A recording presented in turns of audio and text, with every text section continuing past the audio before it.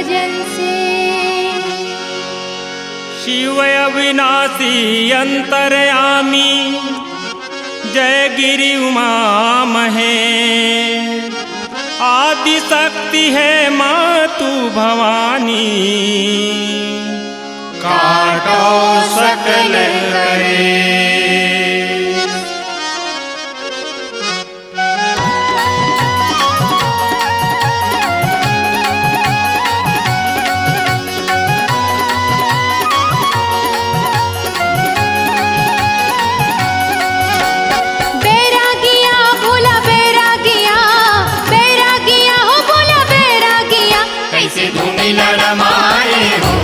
भोला बैरागिया सिया राम गुण गाए हो, ये भोला बैरागिया।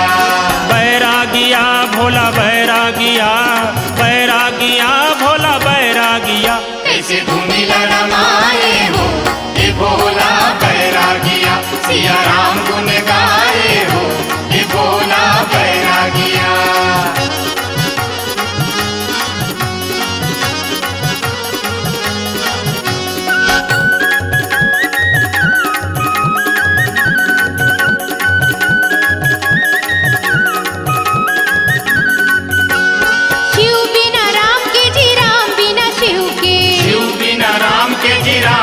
शिव के भक्ति बिना मुक्ति न होए कोनो जीव के, भक्ति बिना मुक्ति न होए कोनो जीव के। मोर भंगिया हो बाबा मोर भंगिया, मोर भंगिया हो बाबा मोर भंगिया, राम कथा सुनाए हो, ये भोला बैरागिया कैसे धुनी रमाए हो, ये भोला बैरागिया।